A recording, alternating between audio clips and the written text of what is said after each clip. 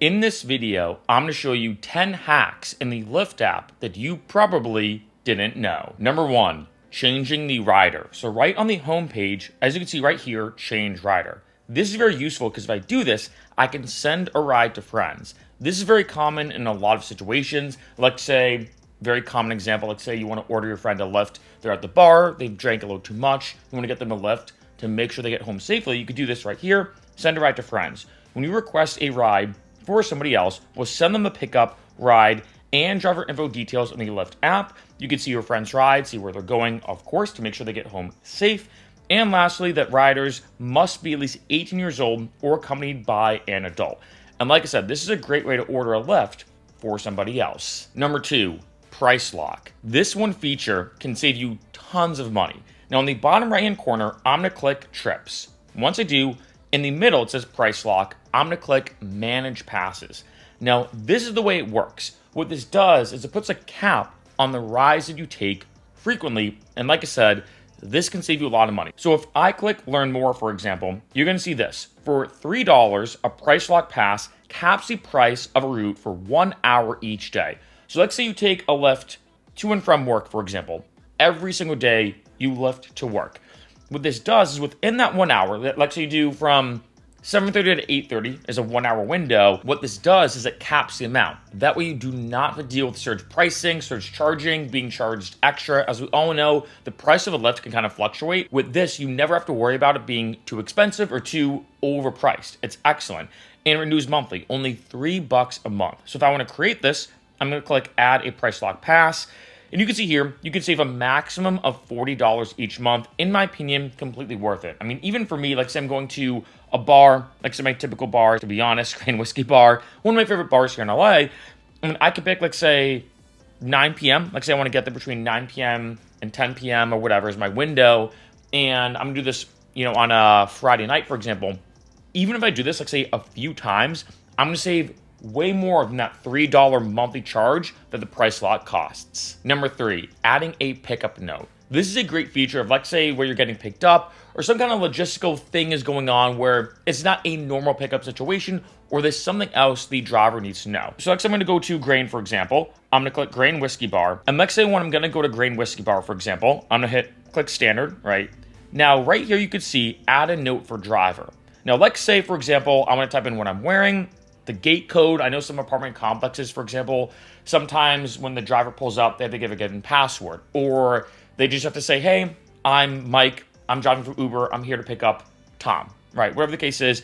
And right here, you can add in a pickup note or even a custom one just to add a note for the driver. Number 4, partner rewards. Now, these are free rewards, points, and perks that you can get from ordering Lyfts that you're ordering anyway. And I want to stress, this is 100% free. So the first thing I'm going to do is click in the upper left-hand corner, those 3 little lines.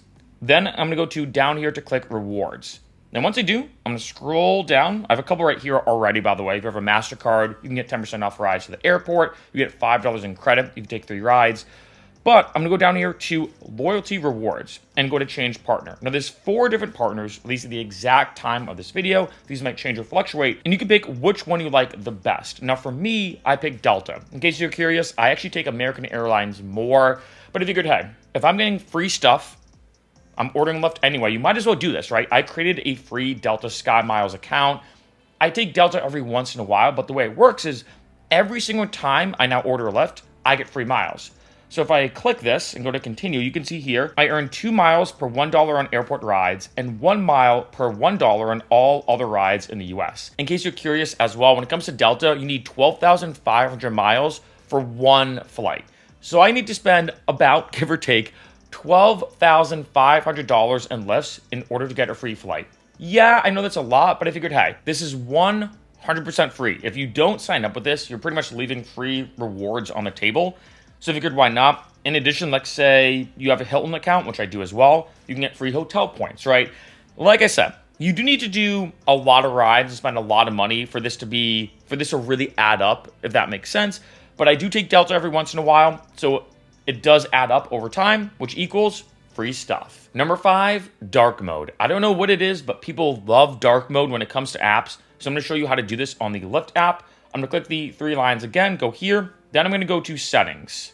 Once I go to settings, you can see right there is dark mode. Now I have 3 different options. Use device settings, as it is now, always on or always off. So if I want to turn on dark mode, click this, and now it looks like that. To be honest, this doesn't change anything about the functionality of the app. It's more about how it looks visually. Number 6, shortcuts. This is a great way to put in a quick nickname or a name of a place you go to a lot, so you don't have to always type in the address. So I'm gonna go to my sidebar right here, go to settings. Now I'm in settings, and I will say this, I'm gonna turn off dark mode. All right, go back to here. Okay, now in the middle, I'm gonna go to manage all shortcuts. Now, once I do, I can add a custom shortcut. So let's say there's a place I go to a lot. I give an address. I can type in any address. Type in, like, I don't know, a random one. All right, let's say this one address. I don't know. I don't even know what this is. Where I can name it something custom. So let's say it's Tom's house. I'm gonna put Tom's house. Then click this. Now I have this as a custom shortcut. So when I go, let's say, back to ordering a ride, right? Go here.